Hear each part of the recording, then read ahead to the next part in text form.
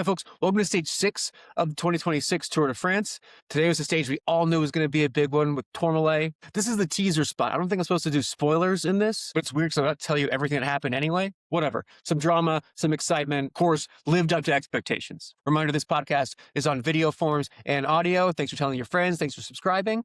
We're working our butts off up here. Really appreciate you showing support for City of Hope. They're a leading hospital in cancer research and care. Quick aside, I'm going to do a PSA. Get your radon checked, especially if you have a placement. My dad died in 2015. He had throat cancer, which you also call smoker's cancer, except he never smoked. We kind of chalked it up to bad luck. Then years later, I forget if my mom was like changing insurance or selling the house, but she found super high levels of radon down in the basement, which is where my dad had his office where he was working all the time.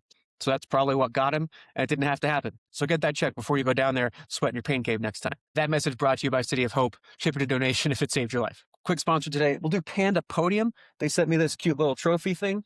Panda Podium is an online marketplace for bike stuff. If you're like me and you've dorked on forums for lighter bike parts for years, you know about Panda Podium. There's all kinds of really nice bike stuff coming out of small brands, small factories in China.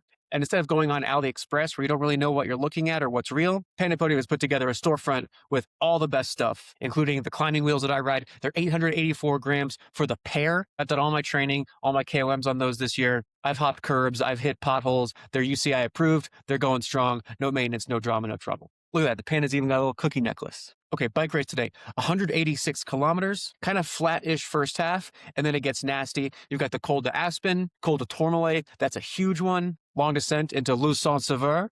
If you watched my Tourmalet episode, you will know I've been coached to pronounce that perfectly. I was there a year ago. I made a really fun video from there. This is the last time I get to talk about it. They descended through there and then up one shorter climb to the finish. There was an early break, but it didn't really matter. I'm not going to bother talking about it. UAE went to the front to put the pressure on pretty early. Break was never going to be relevant. You want to start watching at 50K to go. At that point, they're on the Tourmalet. UAE is doing their thing. They're broadcasting Tade's intentions, but I could have told you what he was going to do, well, as soon as they released this course. The boy loves to go solo. He was going to try and launch on Tourmalet. It's a good situation for him to descend solo with Jonas descending solo behind him. Tade's always made time that way. So that was their move. Del Toro's pull just to set up Tade actually dropped Jonas. Tade looked back. He didn't have to launch to get his first gap on Vingegaard. For a minute, it looked like those two were going to work together and try to stay to the finish, but Del Toro came off. And that was kind of what Tade wanted all along anyway. He kept rolling, got up to like 45 seconds, and then at the top, it was only 30. Jonas dug in, held his own, did his thing. Meanwhile, behind, things were messy. We weren't getting great time splits. Everyone was kind of all on their own, but the usual suspects were towards the front. You had Lipowitz, you had Sexas, Ayuso, Del Toro, Sepp was in there. Did notice that Remco was behind his teammate Florian Lipowitz on that climb. I'm sure that the team directors and Florian and Remco noticed it too. The descent off of Tourmalet into Le Saint-Sever is super long, not really technical, a lot of long open stretches. Again, really suits Tade. Being a good bit heavier than Vingegaard, just Tade's rolling speed side by side on a straight downhill section is going to be a good bit faster than Jonas. By the bottom, he had a minute 10. We hit the final climb. Tade torched that too. 2.5 minute lead on Jonas by the finish. There's definitely been a few people in the comments saying that this is Jonas's year. But pretty much all of us knew this was going to happen. Wouldn't have expected the time gaps to be that big, but Tade's not just looking to win this tour. He's going scorched earth. He's given stages to his teammates. He's taken his own. He's going to take more stages. I bet he wins the GC by 10 plus minutes by the time they get to Paris. It also got interesting behind. I talked about the small but absolutely possible scenario where Sean Quinn takes yellow today. The yellow jersey, of course, was Torsten Train on Uno X. He was 7.5 minutes ahead of Tade going into the stage today. American Sean Quinn from EF was only 32 seconds behind. A lot of folks who haven't watched the tour a million times like I have were wondering, why did Tade give up so much time? Isn't that too much? Isn't he going to regret that? How is he going to get 7.5 minutes back on this guy? And I get why you'd think that. It feels like a long time. But 2025, Tade won the GC by 4.5 minutes. 10th overall was 10 minutes down. It's a long-ass race, and those are big-ass mountains. But there was a version that Tade launched today, took the stage when he won it, took the time he won it out of Jonas, and still only got like 4 or 5 minutes from the yellow jersey. There was a version where Sean managed to hang one group ahead of Torsten and could sneak into yellow. We were hoping for that. But got to give it to Torsten. He climbed well. He actually climbed a group ahead of Sean. What he didn't do well was descent. They don't have a lot of descents in Norway. He kind of crashed himself, just running into the back of a teammate going down Tourmalet. Definitely not the way you want to lose yellow. Honestly, I bet at the end he was happy to see that his group was going to be 10 minutes down anyway. There was no version of him keeping yellow today, upright or not. I don't think they knew the time gap super well at that point. There was probably a moment where Sean Quinn rode past Torsten Troon laying there with some medics. It didn't pan out, but what a surreal feeling that had to be. Hi, Timon. Timon came to say hi. Let's go. Oh, thank you. In fact, to keep yellow today, Torsten would have had to finish 12th on the stage. That's ahead of names like Tom Pidcock, Adam Yates, Richard Carapaz. Yeah, no, not going to happen. So GC now, we've got Tade in yellow. He might give it away to somebody else for a few days. Then Jonas at 242, Del Toro at 327, Remco 3.5, Ayuso right there, Paul Sexas, Florian Lipowitz at 4 minutes, Lenny Martinez, Skelmos, and Vacek. Okay, let's do the categories. Where would I want to be if I was watching the stage in person today? I want to be at the top of the Tourmalet on the other side, watch the leaders come through. The top, there's a cool little museum. There's, of course, a bar. France never misses a bar at the top of a climb, have a beer, and then you can coast all the way down into Le Saint-Sauveur. Beautiful hot springs, you got to check that out, and then go have dinner at a cafe on the river. Or if you want to go fancy, it's like a 40-minute drive to another town. It's really cool, like bed and breakfast run by a Michelin star guy. That was who hosted me for my video. We had like a 5-course with wine pairing. It was 80 euros a person. Everything there, he grew or knew the butcher. It's a great part of France and really an awesome part of the world. It's like, let's give a little bit too much attention to the Alps and not enough to the Pyrenees, in my opinion. Armchair race organizer, this course was just made for Tade. Hard climb for separation, the long descent to gain time, the other climb to gain even more time. Another thing you see on the internet is people saying, Tade makes bike racing boring. It's like, well, imagine being him. Imagine how bored he must be. Like, I'm going to go solo again with 50K to go.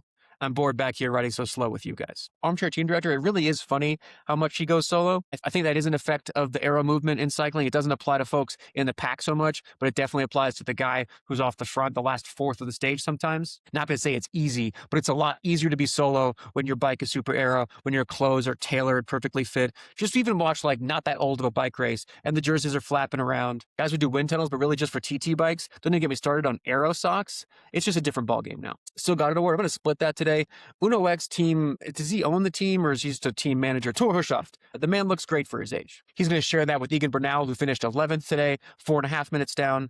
It is wild. Egan won the Tour de France. He was super young. It looked like he had 4 or 5 more in him at the time. And then he had one really bad crash. Come back from a crash to such a terrible ground. You don't want to look at your power meter for a year. I don't think we ever see him come to the level that he once was, but he's back in there. Crazy what one little moment of inattention or bad luck in a roundabout can do to you. Mishap today, I didn't talk about the breakaway, but I will here. There's a rider in there from Lotto, Hoob Arts. He was deemed by the referees to have an illegal hand position and sent back from the breakaway to the peloton. You can sit on your hoods like this. You can't sit them like this. You can't do this. I talked yesterday appreciating the subjectivity of the rules when it came to the 4K rule versus 5.5K. I don't love that subjectivity when it comes to hand position of all respect, but irrelevant riders in irrelevant breakaways. They're sending a message. I get it. It's not about him, but I think it needs to be a lot more egregious to actually penalize the guy. Throw him a 200 Swiss francs, and that's fine. Do those all day. What are they not saying on TV? I saw like a bike feature of Tade's race bike. He had 38C tires in the front. I think it was 34 in the back. He just had his frame maxed out with the widest tires available. Dude was on almost a gravel bike. I know I'm old. I'm not that old. I raced exclusively on 23C tires at 120 PSI. If it was raining, we would bump it down to 85, 90. Like maybe for a gravel race, we'd throw on the super fat 25s. I just want an apology from whoever made that decision for road bikes back in the day. I also want an apology for carbs being basically illegal in my era. We'll save that for another day. That'll be your jerk of the day. Whoever the tires are was 30 years ago. Hero of the day, we'll give it to Torsten Train. Valiant effort. Got to give it to him. What's happening on Team Bus? There's just no one better in the world to deal with a team leadership issue than Remco. So Florian did outclimb him on Tourmalet where it mattered. Remco caught back on to that group on the descent. But we all noticed then from that same group in the finale, Remco sprinted for third. He was beat to the line by Del Toro for the 2-3 second bonus, whatever. But he was not sprinting Del Toro at all. He was sprinting Lipowitz. We all know it. I want to know how far apart those guys are sitting from each other on the team bus. I want to know if there's any eye contact. I got to feel like if Florian tries to talk to Remco, he's going to pretend he got a phone call. I think it's a missed opportunity for Netflix to not make just that a reality show. Unanswerable hypotheticals. What if Tade had never been born? I think he'd still win. No, but we've all noticed how strong Del Toro is. I think Tade already knows he has this tour in the bag. He's going to be greedy. He has a right to be greedy. It's a bike race. You should. But how does that greed manifest? Does he try to win as many stages as he can, try to win the GC by 10, 15 minutes? A different version of greedy is be aggressive with Del Toro. Put Del Toro up the road by himself on a couple of these climbs. Make Jonas chase him down. And then Tade can still counter at his time. I think a fun kind of greedy for Tade at this point would be the selfless greedy of, let's go 1-2 in Paris. You can't just make Del Toro stronger than Jonas, but you can make it harder for Jonas so it works out that way. I guess that is an answerable hypothetical in the next couple weeks. Okay, that's it for us. Thanks for watching the stage with me today. Thanks for sharing the podcast, helping me grow this thing. Thanks for checking out Pandapodium. Go check your radon, donate to City of Hope in my links, and then go ride your bike in that order. Tomorrow, stage 7, flat, 175 kilometers. I'll see you tomorrow.